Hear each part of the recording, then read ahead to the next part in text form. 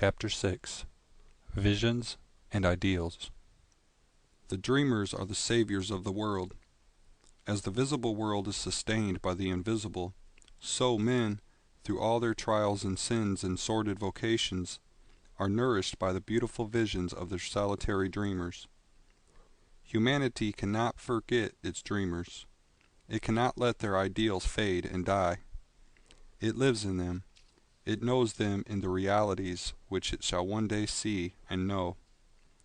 Composer, sculptor, painter, poet, prophet, sage, these are the makers of the afterworld, the architects of heaven.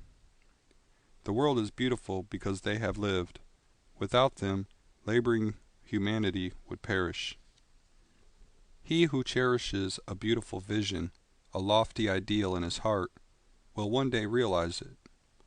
Columbus cherished a vision of another world, and he discovered it. Copernicus fostered the vision of multiplicity of worlds and a wider universe, and he revealed it. Buddha beheld the vision of a spiritual world of stainless beauty and perfect peace, and he entered into it. Cherish your visions. Cherish your ideals. Cherish the music that stirs in your heart, the beauty that forms in your mind, the loveliness that drapes your purest thoughts, for out of them will grow all delightful conditions, all heavenly environment. Of these, if you but remain true to them, your world will, at last, be built. To desire is to obtain. To aspire is to achieve. Shall man's basest desires receive the fullest measure of gratification, and his purest aspirations starve for lack of sustenance? Such is not the law. Such a condition of things can never obtain, ask, and receive. Dream lofty dreams, and as you dream, so shall you become. Your vision is the promise of what you shall one day be. Your ideal is the prophecy of what you shall at last unveil. The greatest achievement was at first, and for a time, a dream. The oak sleeps in the acorn.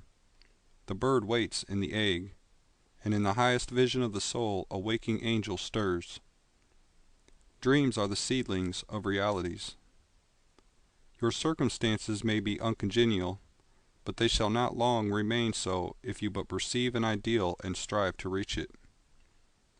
You cannot travel within and stand still without. Here is a youth hard pressed by poverty and labor, confined long hours in an unhealthy workshop, unschooled, and lacking all the arts of refinement. But he dreams of better things.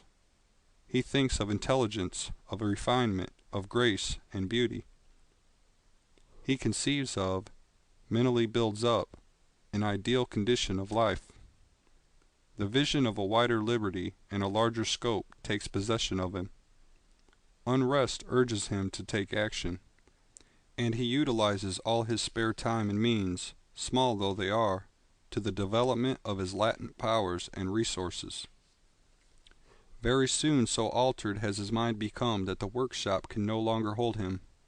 It has become so out of harmony with his mentality that it falls out of his life as a garment is cast aside. And, with the growth of opportunities which fit the scope of his expanding powers, he passes out of it forever. Years later we see this youth as a full-grown man. We find him a master of certain forces of the mind which he wields with worldwide influence and almost unequaled power.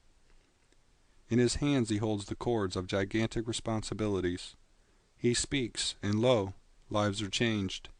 Men and women hang upon his words and remold their characters. And, sun-like, he becomes the fixed and luminous center around which innumerable destinies revolve. He has realized the vision of his youth. He has become one with his ideal. And you, too, youthful reader, will realize the vision, not the idle wish, of your heart, be it base or beautiful, or a mixture of both, for you will always gravitate toward that which you secretly most love. Into your hands will be placed the exact results of your own thoughts. You will receive that which you earn, no more, no less. Whatever your present environment may be, you will fall, remain, or rise with your thoughts. your vision, your ideal. You will become as small as your controlling desire, as great as your dominant aspiration. In the beautiful words of Stanton Kirkham Davis, you may be keeping accounts, and presently you shall walk out of the door that for so long has seemed to you the barrier of your ideals, and shall find yourself before an audience, the pen still behind your ear, the ink stains on your fingers, and then and there shall pour out the torrent of your inspiration. You may be driving sheep, and you shall wander to the city, bucolic and open-mouthed, shall wander under the intrepid guidance of the Spirit into the studio of the Master, and after a time he shall say, I have nothing more to teach you, and now you have become the Master, who did so recently dream of great things while driving sheep. You shall lay down the saw and the plane to take upon yourself the regeneration of the world. The thoughtless, the ignorant, and the indolent, seeing only the apparent effects of things and not the things themselves, talk of luck, of fortune, and chance. Seeing a man grow rich, they say, how lucky he is! Observing another become intellectual, they exclaim, how highly favored he is! And noting the saintly character and wide influence of another, they remark, how chance aids him at every turn! They do not see the trials and failures and struggles which these men have voluntarily encountered in order to gain their experience. They have no knowledge of the sacrifices they have made, of the undaunted efforts they have put forth, of the faith they have exercised, that they might overcome the apparently insurmountable and realize the vision of their heart. They do not know the darkness and the heartaches. They only see the light and joy, and call it luck. Do not see the long and arduous journey, but only behold the pleasant goal, and call it good fortune. Do not understand the process, but only perceive the result, and call it chance. In all human affairs there are efforts, and there are results, and the strength of the effort is the measure of the result. Chance is not. Gifts, powers, materials, intellectual, and spiritual possessions are the fruits of effort. They are thoughts completed, objects accomplished, visions realized. The vision that you glorify in your mind, the ideal that you enthrone in your heart, this you will build your life by. This you will become. End of Chapter 6. Visions and Ideals.